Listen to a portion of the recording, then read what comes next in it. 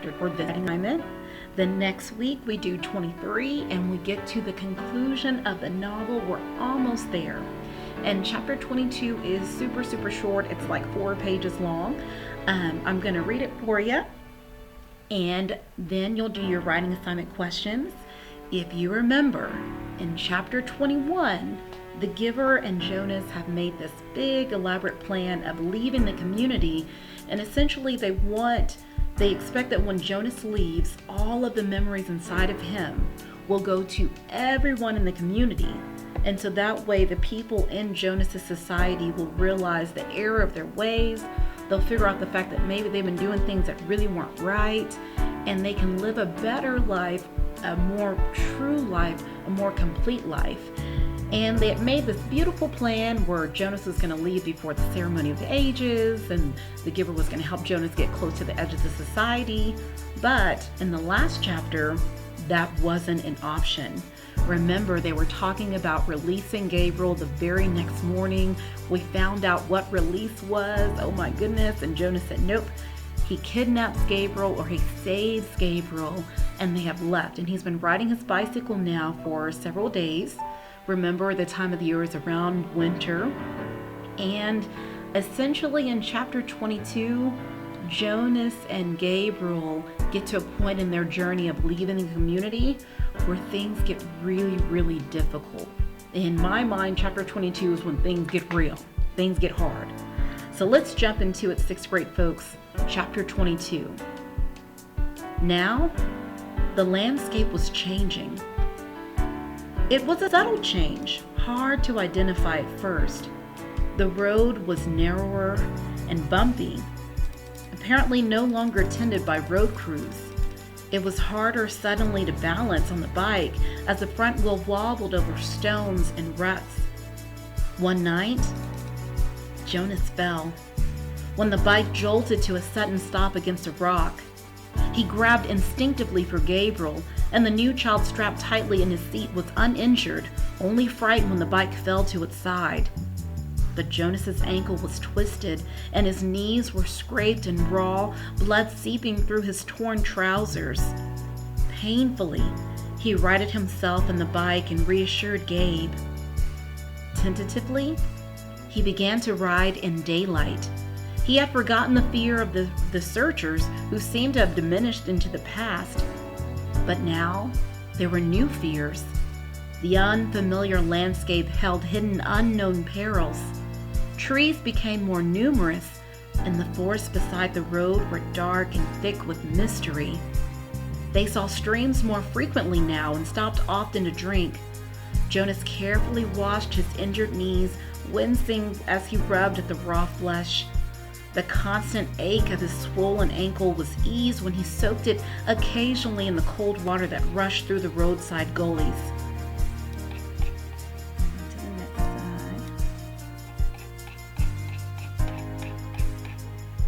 He was newly aware that Gabriel's safety depended entirely upon his own continued strength. They saw their first waterfall, and for the first time, wildlife.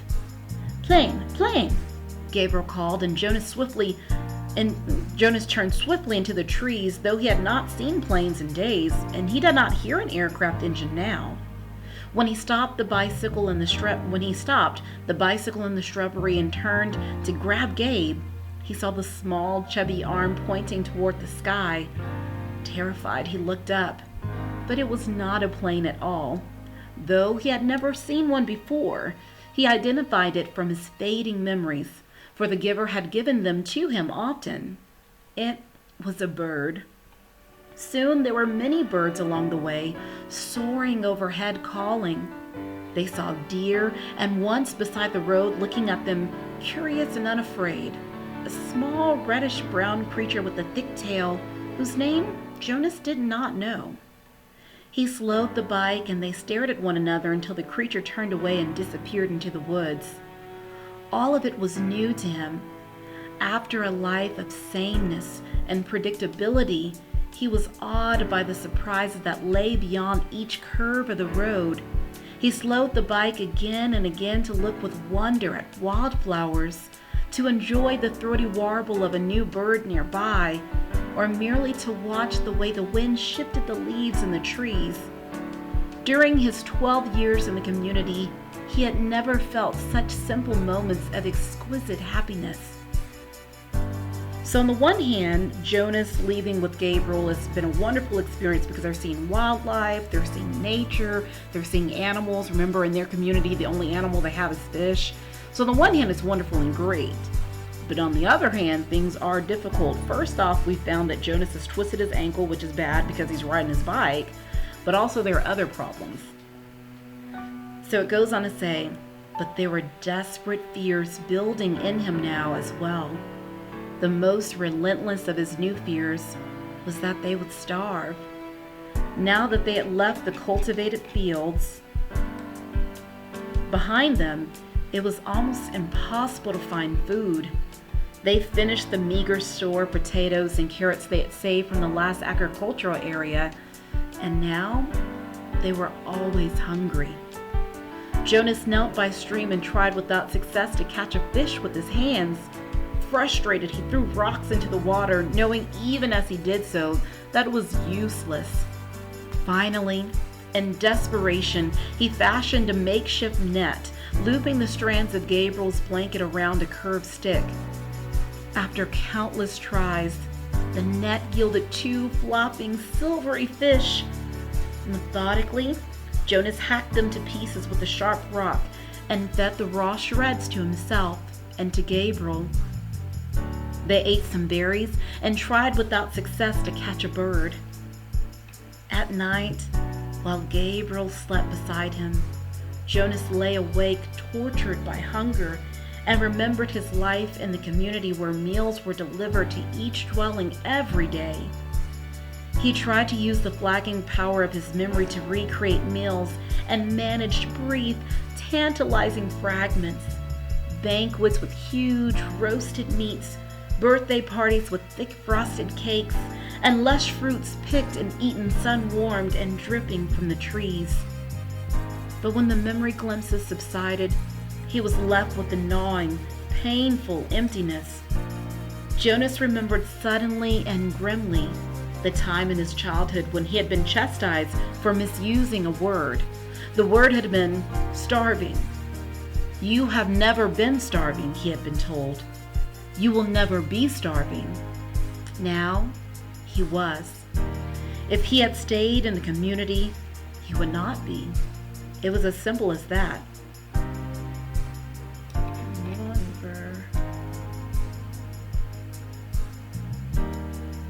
Once he had yearned for choice, then, when he had had a choice, he had made the wrong one, the choice to leave, and now he was starving. But if he had stayed? Okay, so here now Jonas and Gabriel are running low on food, or they're basically out of food. Jonas is hungry all the time, and we see Jonas waver in his decision to leave the community. He said, if I would have stayed, I'd have food every day. I wouldn't be hungry. I wouldn't be starving. But if he had stayed, he goes on to say, his thoughts continued. If he had stayed, he would have starved in other ways.